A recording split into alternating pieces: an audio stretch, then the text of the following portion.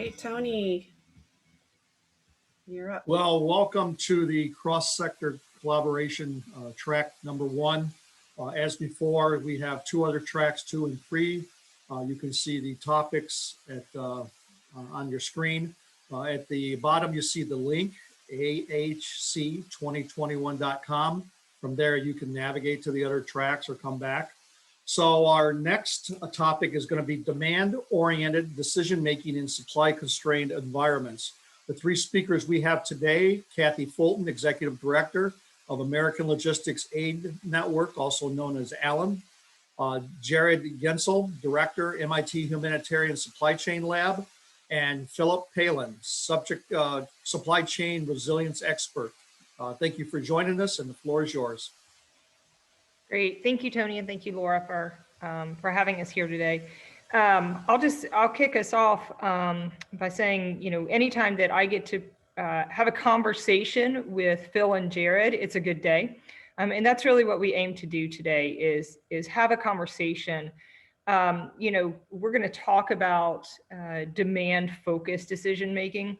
Normally, when we think of disasters, we often have temporary availability challenges of resources, whether that's problems due to power or communications or infrastructure. But really, over the past year, we have seen real shortages, of supply, whether it be PPE, whether it's what we're looking at now with vaccines and is studying the vaccine supply chain. So we're going to talk about some of those things today. But in order to help frame our conversation, let me make sure that I can share my screen here.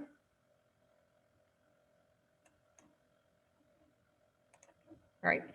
In order to frame our conversation, I want to talk about a report that it came out just over a year ago, January of 2020.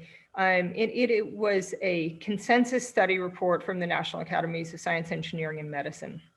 Now, the report focused on the 2017 hurricane season, but really uses that just as the launch point to talk about supply chain resilience in a larger manner. The report was actually commissioned by FEMA. And so some of the things that are in this report, you'll see wrapped into everything from FEMA's strategic plan to the supply chain resilience guide, just to their actions that they're taking on a daily basis. As you know, Phil, Jared, and I all had the pleasure of working alongside that committee. I served on the committee. Phil and Jared were special. I don't know exactly what's your role, how you call that role, but participated in it. And what came out of that were really 4 key recommendations. And I'm not going to read through these, but some of them are pretty obvious to those of us who've been kind of working in this field for a while. You don't want to push relief supplies into an area without really understanding the capabilities and capacity of the pre-existing supply chains. You want to be smart about that and use strategic interventions. So only help where that help is really needed. Looking at kind of system level understanding of supply chain dynamics and information sharing. That's a big one that I know All Hazards is very focused on. And then looking at training activities. And before I go on, I want to make sure that I share with everybody that report is available, and I'll make sure the link also makes it into the chat window, but that report is available to download for free. And as well, there's an interactive summary. So I'll put that link in the chat. But today we're going to focus kind of on that system level understanding of supply chain dynamics and specifically demand dynamics, because that's where the foundation has to start. You really truly need to understand demand before you can even consider what's going to happen with the rest of your activities.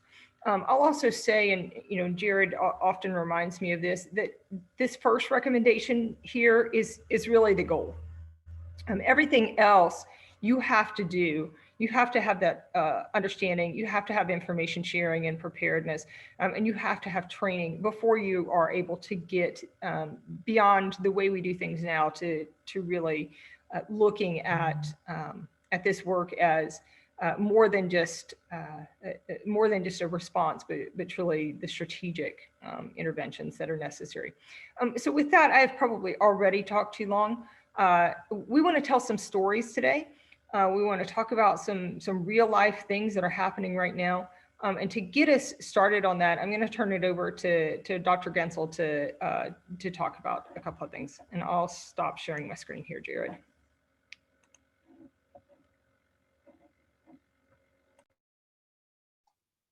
Hit my mute button. Thank you, Kathy.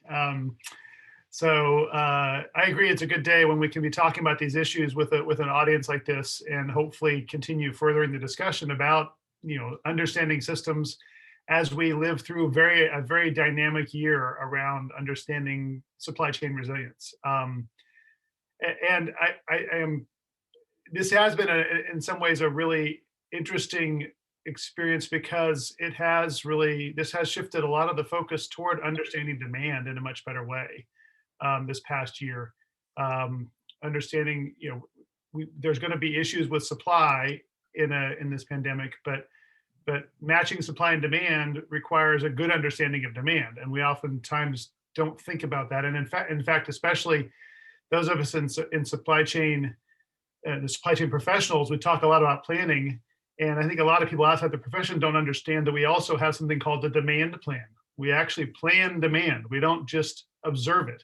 We plan for it, because articulating what you expect demand to be is the foundation for all of the other planning that happens upstream to mobilize the supply and make it ready to meet that demand. So that ability to articulate very clearly what is our plan for the demand in a very fluid and dynamic context is maybe the most important supply chain capability, because you're continually truing up the signal and the driver of the supply chain. We've had at MIT, in our lab at MIT, a couple of experiences to get more involved in that kind of planning work. Both of them are around personal protective equipment, which is an important part of infection protection and control for healthcare workers, obviously, but for a lot of essential workers, across lots of supply chains and in lots of settings, that when you can't, provide, there's a lot of other ways to provide infection protection and control, but the fallback is you have personal protective equipment for situations where you just can't control the environment enough to keep workers safe. So that PPE, obviously, we've been talking about N95s, gloves more recently. A lot of these items have been in high demand for lots of different sectors. So our lab has been involved with a couple different initiatives. One of them started on campus, actually, MIT campus, in terms of preparing to bring students back safely into the classroom in a partial way, in a safe way, and bring researchers back into the labs, had to plan ahead for that personal protective equipment so that we could resume our education and research activities. And that changed a little bit of how, MIT is a very decentralized campus. Each department and lab and center tends to manage its own supplies for what it needs in its educational and its research mission. But there's been a collective effort on campus, given the constraints in procuring some of these items, to better mobilize across campus the supplies that would be needed to resume those activities safely. So that's one opportunity. We've been working with MIT procurement and the various environmental hazard groups and so forth on campus to help make a collective plan on how we can, as a campus, continue providing, serving our mission in a safe way. At the same time, we've also been engaging with some folks at the Mass General Hospital who do work on emergency preparedness, a lot of work with the state in looking at the potential for the state to set up a stockpile as a reserve for COVID, but also just in general thinking about future situations, epidemics, where there may be need for PPE. So this year has caused them to rethink what their state level preparedness would be regarding that effort. And in both situations, it was interesting, they're both worried. The concern that was brought is, we can't buy enough.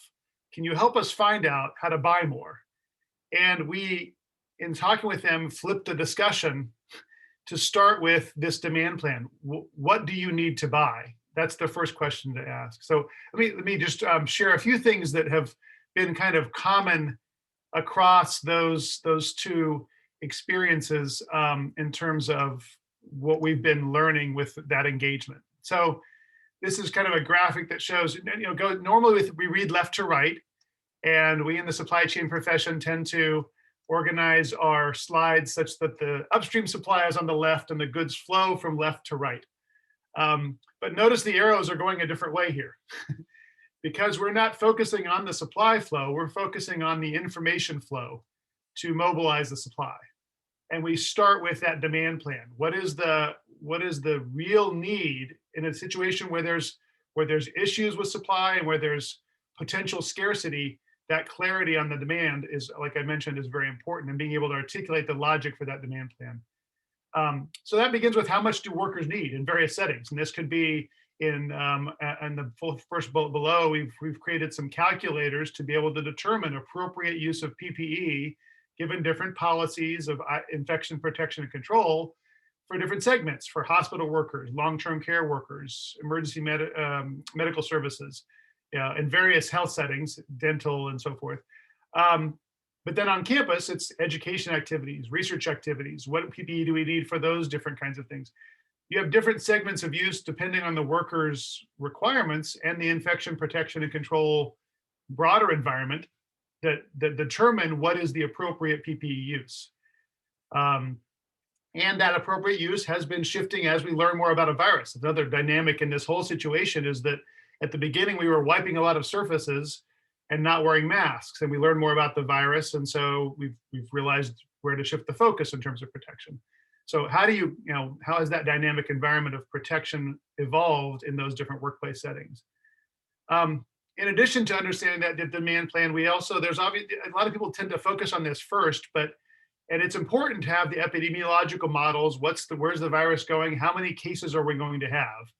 And there's no one model that's right. Usually it's an ensemble of models. You look at them together, kind of like you look at hurricane tracks and try to figure out from the spaghettigram, where is a hurricane going to go? It's similar with epi models. No one model is right, but a lot of them together can give you insights.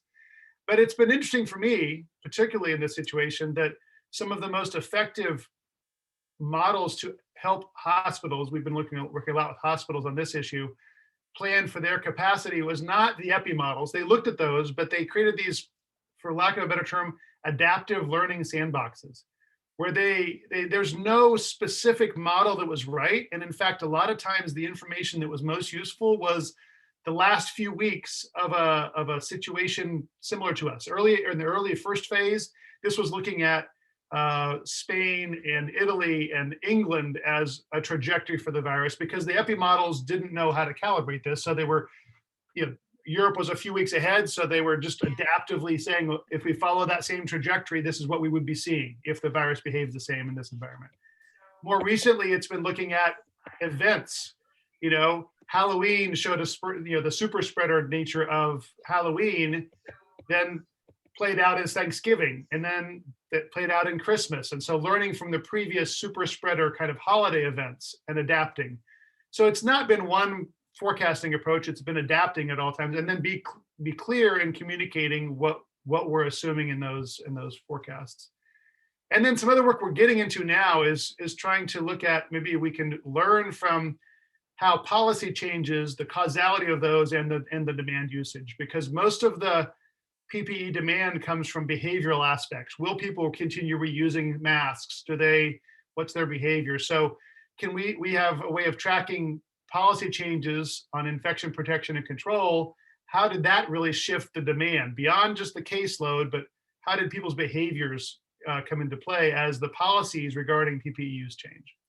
So this is where we've been spending most of our time, understanding demand, being able to create calculators for the state to look at different types of health facilities, for campus to look at different departments and labs on campus in order to drive the planning. On top of that, then you do want to understand, well, what does each facility have for its supply plan for ongoing situations? What are their contingencies? How might they share stock? Do they keep a strategic stock? And this has been also shifting a little bit as some hospitals have set up their own stockpile for PPE during the crisis. And there's been different mechanisms for sharing and so forth that have happened. So that then, there may be some immediate response from facilities themselves or from our on-campus departments, labs, and centers to meet the demand. Then beyond that, that's when we start getting into what should campus overall do for its stockpile and its central procurement to support campus? What should the state do to create a reserve stockpile for facilities? This comes down to, what is the risk tolerance they want to take on? How much insurance do they want to have for those facilities that have done their own planning? Is there other opportunities to pool risk?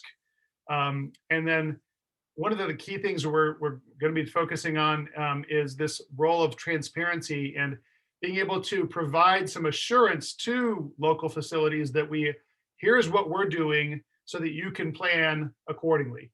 And so that shaping that supply plan and that building of trust so that there's not excessive hoarding by everybody, but instead we see this as a system that can work together to provide support. Of course, all of this is going to rely on the far left is the actual sourcing and the contingencies on the tier 1 capacity for the finished goods, but also the tier 2 and higher capacities in the supply chain of components that can be critical. How we do procurement contracting, information can distort things and there's allocations. So there's a lot of stuff even upstream, understanding the supply chain that is common across campuses, states, federal. So understanding that upstream supply chain is really complex as well. But that's hard work to really understand, how do we actually, where is the capacity for PPE production around the world? What we can do most in a crisis like this is clearly articulate what we expect demand to be so that we can appropriately allocate and procure and stockpile to meet the contingencies that we might anticipate during a crisis. So it's a little bit of what we've been experiencing with this demand orientation as the real foundation for any kind of preparedness work on PPE supply. All right. Thanks, Jared. I have lots of notes, and when we get to the Q&A portion, I'm excited to ask you a few questions about those. But I think that sets us up really nicely to talk about something that is even more on everybody's minds today, and that's probably where do we stand with the demand orientation of the vaccine distribution supply chain? So Phil, I'm going to turn it to you to talk about that. I'll simply begin by saying we do not have the kind of detailed demand plan that Jared just outlined for specific networks in Massachusetts. There certainly has been a sense of enormous demand. I think when we go back a year and recognize that it was only about a year ago that we were sequencing the genome of this thing that we were not yet even calling COVID-19. There was no vaccine, there was no real vaccine production capacity a year ago. There was a increasing recognition as we moved into March and April in particular that there was going to be enormous demand. And there was a very appropriate, essential focus on effective supply. And from a management point of view, from an investment point of view, even from a strategic point of view, that intense focus on supply really does make quite a bit of sense in a situation like this. It might have been good to be able to both tap dance and ballet, especially as we got into August, September. But from simply almost a psychological, cultural point of view, the focus on supply was not misplaced. It simply was not inclusive enough. It was known that we were not, it was widely known that we were not going to have sufficient supply to fulfill demand, at least until the spring or summer of 2021. We've known that since at least September of last year. And because of that, the National Academies of Science, Engineering, and Medicine released a discussion draft in September about some equitable and effective ways to allocate available supply. That discussion draft was formally released in October. The advisory committee at the CDC basically adopted those recommendations,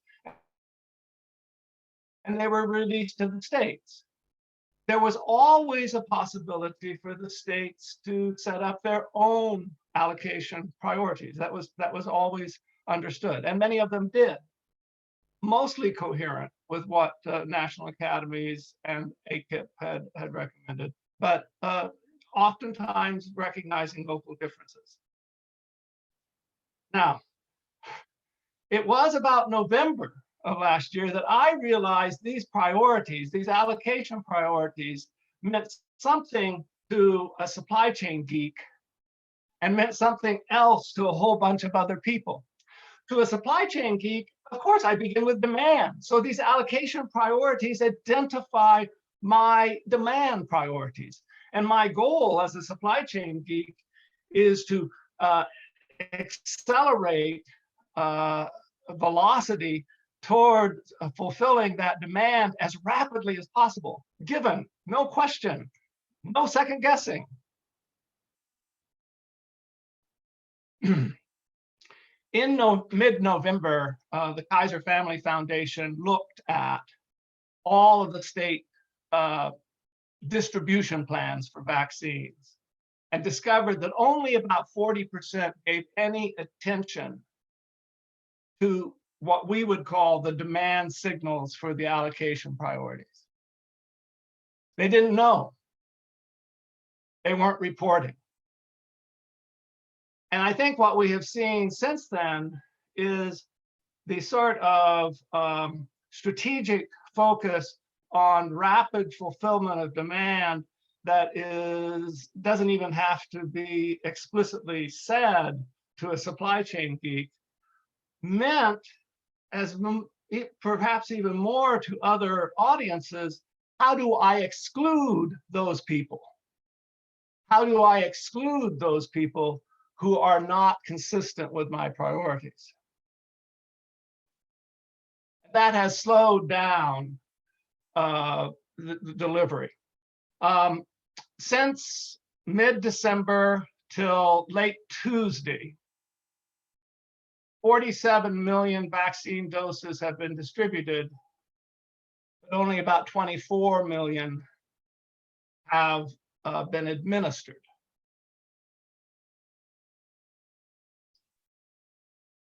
If I had 47 million smartphones that I was responsible for moving into the market,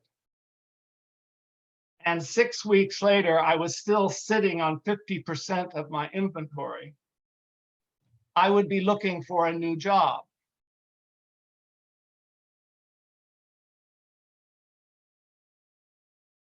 I want to tell you one story, give it back to you, Kathy, after this story, that I think does begin to exemplify the kind of demand orientation that can be taken in the current environment.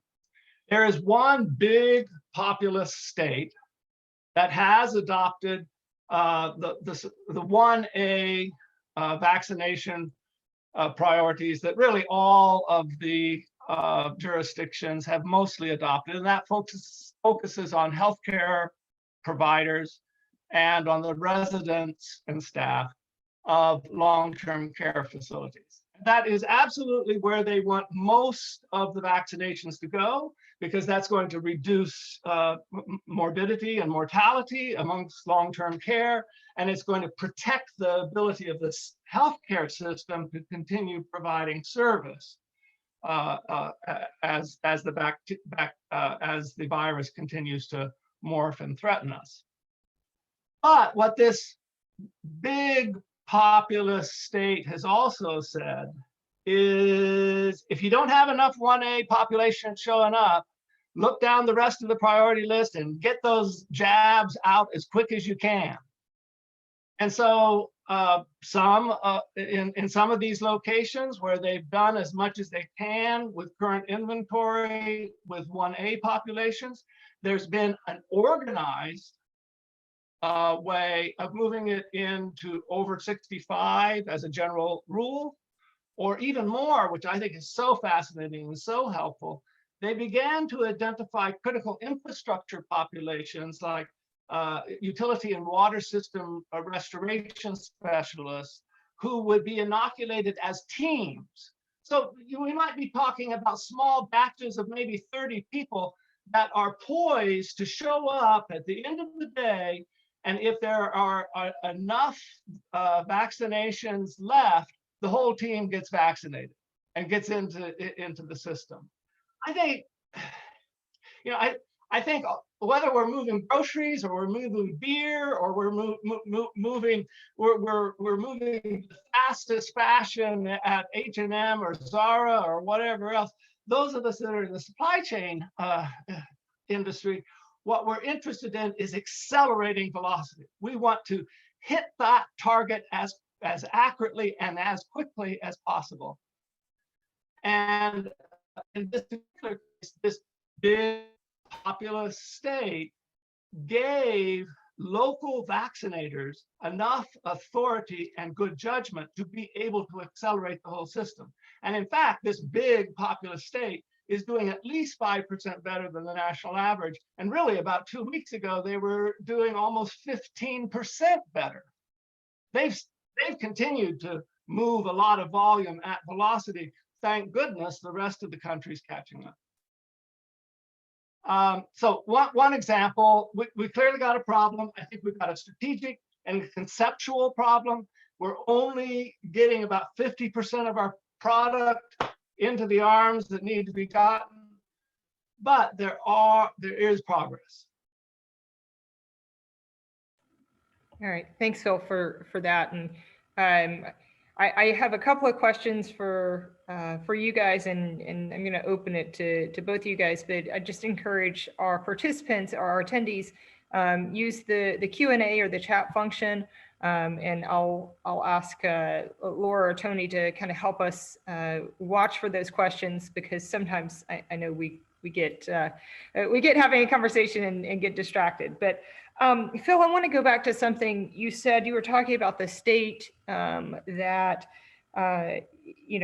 started out by saying they want to reduce mortality, right? And when I look at that, I think of that as a supply chain professional. I think of that as a metric, right? So their metric, started out as to reduce mortality, but then they have expanded what is an appropriate metric to include speed. Can you talk a little bit more about the role of metrics and kind of this demand-oriented decision making?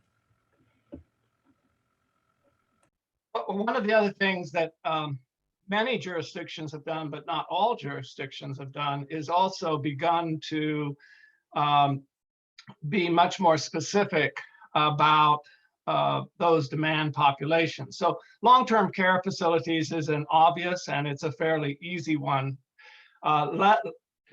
Less easy are those populations that we know have an above average tendency for morbidity or mortality with this virus, but are isolated from regular channels of any flow, even the seasonal flu vaccine. These are populations that are not part of that network.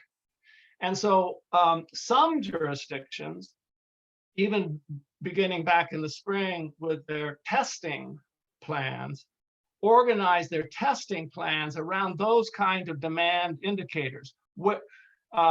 If I know that this population is going to be a source of high demand, and I've got to, in our terms, merchandise and market to them, where are they?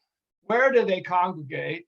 what are their influential audiences? What are their influential messages? How do I get involved in their lives now and deliver the product as close to them as possible?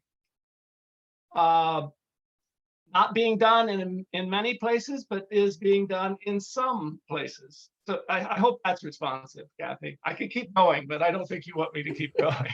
No, that's great. I mean, I think it just adds color to this conversation. Jared, I know that you had you talked a little bit about the calculator you guys are using. Tell us more about what that means, what you're looking at there. Yeah, well, so yeah, calculator. It's funny. For a lot of people in this situation, even some health facilities, the understanding of what they would actually need for protective equipment was not always clear, and especially as guidelines changed. This was particularly true on campus. So I'll start with campus as an example. Like most of the departments would just order based on some, and it's not even sure what their logic was. We talked with a lot of people, but they didn't have a lot of rigor to how they were determining how much PPE to order. They were just seeing that everyone was needing it, and so they were ordering it. And there's a lot of supply chain games where we talk about this. When your behavioral response, when you don't have information, you tend to just really add lots of buffers, and then that ordering causes distortions. And so part of this is getting some clarity and giving people some confidence that I can place an order that may not be the max order possible and be fine. It was just a matter of just simply pulling together all of the guidelines in a place that the people who were actually making the decisions on ordering could feel confident. Here's the facts. It was assembling a lot of facts from CDC, guidance on various things, latest information coming in regarding experiences from the virus, and just updating that calculator, and then having a simple logic of, okay, if I have a professor going into a classroom, this is the kind of PPE they need. This is what the students will need. Just building the logic in for that. The same happens with hospitals. You've got the nurses going, and how often they visit patients, and what is the safe, and the protocols for that. And those protocols again changed. These are all parameters it ends up being a spreadsheet, a calculator and a spreadsheet, but it assembles all the logic so that the decision maker doesn't have to continually orient themselves. It makes it easy for them to feel confident. I've got the latest information, and if I adjust what I know about what I expect patients to be, or what I understand the nursing staffing to be, then I can put my parameters in and mix it with the best advice, and I will get a number that I can be confident in. So it's not rocket science. It's just, again, a demand plan is clearly articulating the logic that helps you determine what is an appropriate amount of demand, and allows you the flexibility. And it's never a point estimate. It allows you to put a range in and say, here's the most I might need, here's the least, giving that kind of confidence band as well. So I think that's one of the key things, is just assembling in a situation where people don't have instincts. It's a novel virus, giving them some confidence to say, I can order rationally. There is some rationality to what I do in my ordering. And if I play my role and order rationally, that will help the overall system balance the scarce supply and allocate it appropriately. So that's why we start with calculators for departments and labs on campus. And one other example is, we can also use this in real time to say, what's the impact of a policy change? They were considering changing the usage policy at long-term care facilities as the virus was spreading in long-term facilities. Should we have them wear the masks, not use them as many days in a row, that reuse? If we change that, what would that do to the demand? And quickly being able to run the calculator and say, here's what would happen to the demand, give some confidence in making a policy shift to increase the protection of the workers while being cognizant that we're going to have enough supply to meet their needs. Yeah. Phil, did you want to add on to that? I saw you shaking your head. No. Okay. Then I'm actually going to stick with Jared for a second here. We have a question. It says, it seems to me what Jared is saying is there's no one source responsible for procuring. So it seems like there's a disconnect or silos not collaborating. Is that accurate? And I can see how metrics or data aggregation can help. Mhm. Yeah, well, this comes back to, there's a lot about organizational structure too. Who has the authority to place orders? I'll just reveal that our MIT campus is what we call a culture of choice. Each department and lab knows its research and education requirements specifically so that they can most effectively determine what they need. And so there's a lot, it's very decentralized in terms of how they place orders. And there's a lot of trust in the decentralized. But when there's scarcity, we need to collectively act. Then that's a matter of how do we use that trust and keep the authority at that level, but have them be able to collectively act in the common interest. Yeah, I think the role of trust in crisis is something that we're all intimately interested in.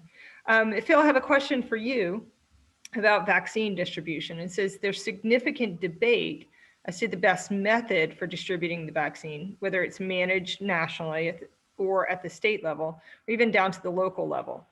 Do you feel that unless they are empowered, we would have experienced similar challenges?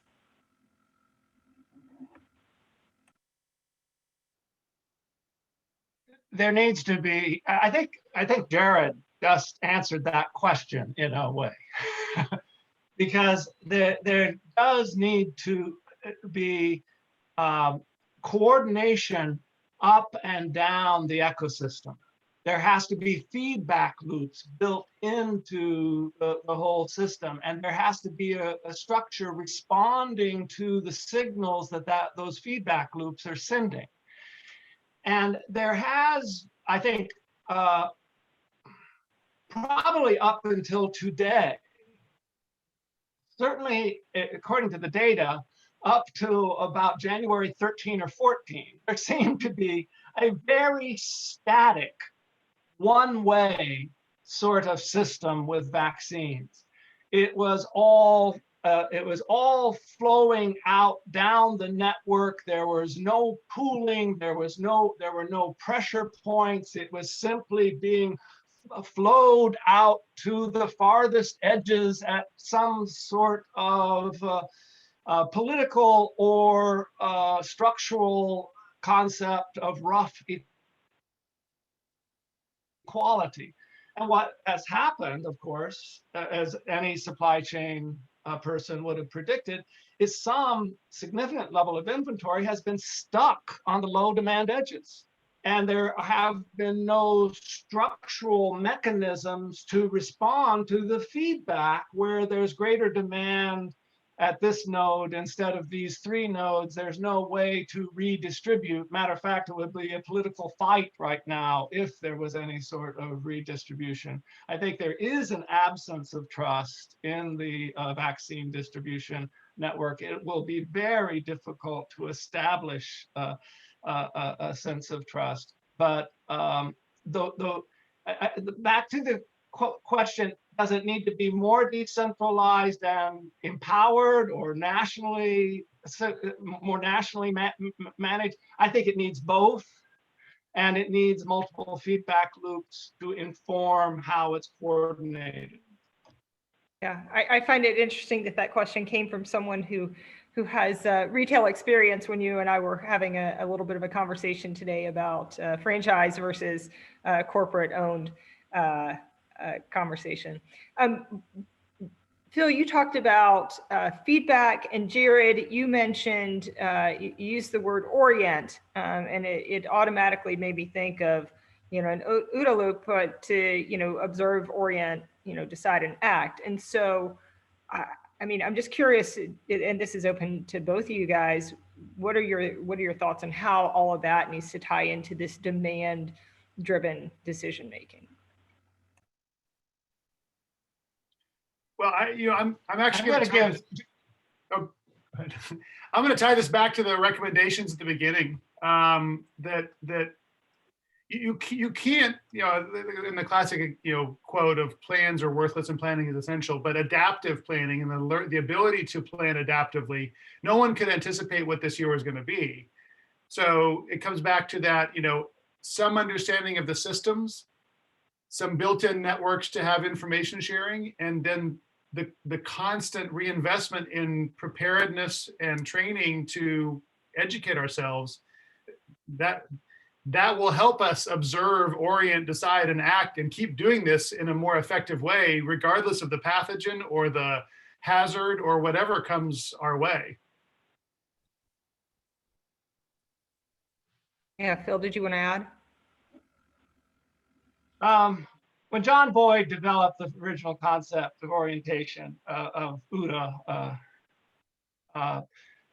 he really focused on the orientation element of that. We observe what we are oriented to observe. We decide and act based on our pre-existing orientation and what we've decided we're willing to see. And at least, I was going to say at least in vaccines, but I think in the vast majority of supply constrained environments, there is a tendency for human beings to absolutely be oriented to the threat of scarcity. And we organize all of the rest of our decisions and actions about what can we do immediately to resolve that scarcity.